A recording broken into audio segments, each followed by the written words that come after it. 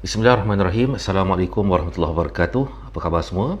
Hari ini saya akan bercakap berkaitan dengan bintang Thuraya musim panas, dan adakah benar pada musim panas nanti berdasarkan kepada hadis COVID-19 ni mungkin akan terangkat. Bintang Thuraya dia adalah nama Arab bagi bintang Pleiades. Bintang Pleiades ni walaupun kita panggil sebagai bintang, tapi hakikatnya dia adalah merupakan gugusan ataupun kluster bintang-bintang yang terdapat ribuan bintang padanya. Cuma yang dominannya adalah 7 bintang. Pasal tu nama lain yang popular bagi kluster bintang ini adalah Seven Sisters ataupun turut dikenali oleh orang Jepun sebagai Subaru. Bintang Thuraya ni dia terletak dalam satu buruj, iaitu buruj Taurus ataupun dalam bahasa Arab buruj Ats-Tsaur, dan jaraknya daripada bumi ke bintang berkenaan adalah sekitar 430 tahun cahaya. Bermakna imej bintang Thuraya yang kita nampak pada malam hari itu adalah imej 430 tahun yang lalu. Ini adalah merupakan gambaran bagaimana kedudukan bintang Seven Sisters ataupun Thuraya pada malam ini 7 April 2020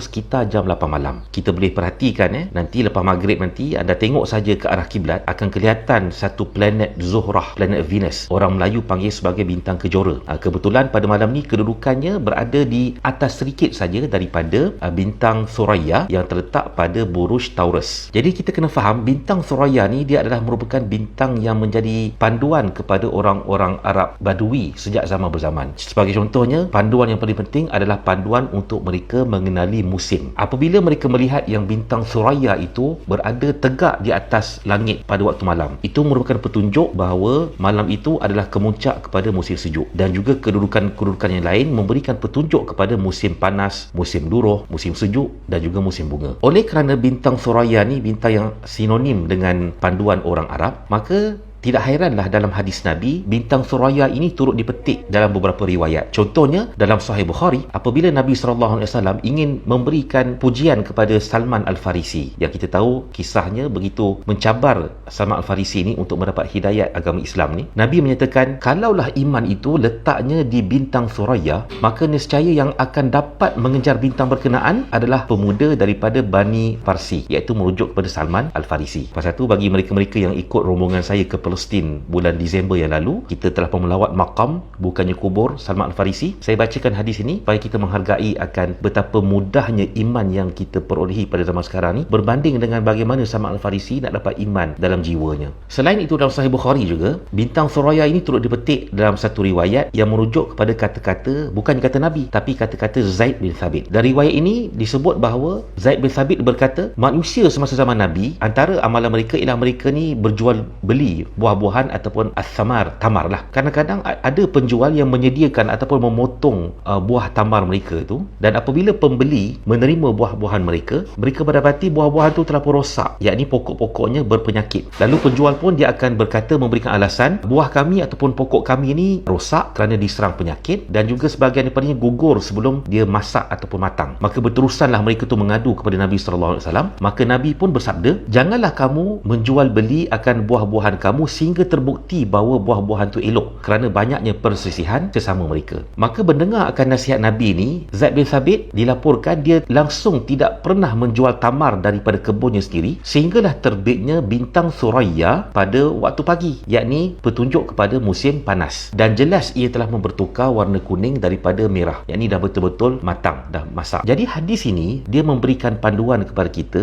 bahawa musim panas adalah musim yang terbaik untuk kita menuai buah, terutamanya buah tamar. Buah-buah tamar daripada pokok-pokok yang survive daripada serangan penyakit daripada musim sejuk, musim bunga sampai ke musim panas, buah-buahnya adalah buah-buahan yang terbaik, dan buah-buah itulah sepatutnya yang dijual di pasaran. Dan petunjuk kepada musim panas dalam konteks lokasi Nabi di Madinah, di hemisfera utara, adalah pada waktu pagi, pada waktu subuh, bintang Thuraya itu akan mula terbit daripada langit timur. Dan inilah juga riwayat yang dinakalkan oleh Imam Malik dalam kitab Muwatta'nya. Disebut bahawa Zaid bin Thabit dia tidak pernah menjual buah-buah tamarnya sehinggalah terbit akan bintang Thuraya daripada langit timur di Madinah Al-Munawwarah. Jadi pokok pangkalnya, nak jual buah, biarlah jual buah ketika mana buah itu memang terbukti dia elok dan selamat daripada serangan penyakit. Dalam konteks zaman Nabi, petunjuknya adalah buah-buah pada musim panas. Hadis ini dia perlu diaplikasikan mengikut konteks lokaliti dan tempat kita masing-masing. Dan apabila kita membaca baca hadis suraya yang lain, sebahagian daripada asatizah mereka terjumpa akan riwayat dalam Musnad Imam Ahmad yang melaporkan Nabi SAW bersabda, "Idza tala'an najmu dha sabahin rufi'atil 'ahah." Sekiranya terbit bintang suraya pada waktu pagi, maka akan terangkatlah penyakit. Jadi sebahagian daripada mereka memahami bahawa apabila masuk musim panas nanti, insya-Allah wabak penyakit pun akan terangkat, termasuklah juga COVID-19. Persoalannya, betul ke cara kita memahami dan berinteraksi dengan hadis ni? Pertamanya kita kena faham bahawa dari sudut sanad, hadis ini telah pun dihukum dhaif oleh ramai ulama-ulama hadis. Yang keduanya, kalaulah kita terima makna hadis ni dan kita merujuk hadis-hadis riwayat-riwayat yang memberikan makna yang sama, contohnya daripada hadis Sahih Bukhari yang kita baca awal tadi, kita boleh memahami bahawa sebenarnya konteks hadis ini dia adalah merujuk kepada musim panas yang merupakan satu musim yang selamat bagi pokok-pokok yang ingin dituai buah-buahnya. Jadi itulah cara sepatutnya kita berinteraksi dengan hadis ni. Dia disesuaikan dengan sebab urutnya, disesuaikan pula dengan kedudukan kita pada zaman sekarang ini dan juga lokasi kita. Dengan sebab itu kita perhatikan sebahagian ulama, ada juga di antara mereka yang memahamkan al-ahah itu sebagai penyakit yang turut melanda akan haiwan dan juga manusia. Tetapi kalau kita perhatikan dalam konteks yang lebih besar, kalau kita menghimpunkan makna hadis-hadis ini berdasarkan riwayat-riwayat yang lain, kita akan nampak bahawa sebenarnya hadis itu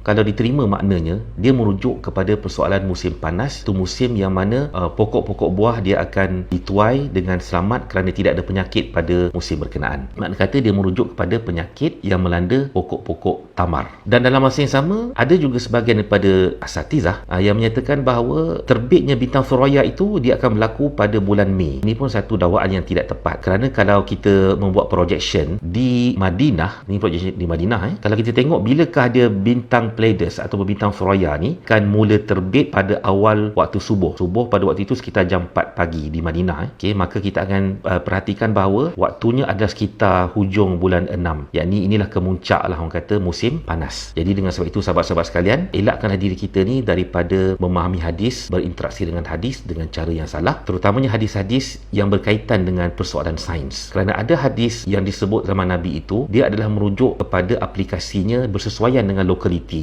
bersesuaian dengan khibrah ataupun kepakaran setempat, kearifan lokal, dan juga bersesuaian dengan kedudukan lokaliti Madinah pada zaman berkenaan. Dia tidak boleh diaplikasikan pada tempat yang lain. Begitu juga dengan aplikasi dari seluruh maknanya, perlu kita berhati-hati supaya kita ni amanah dengan ilmu agama kita. Mudah-mudahan kita semua mendapat manfaat. Assalamualaikum warahmatullahi wabarakatuh.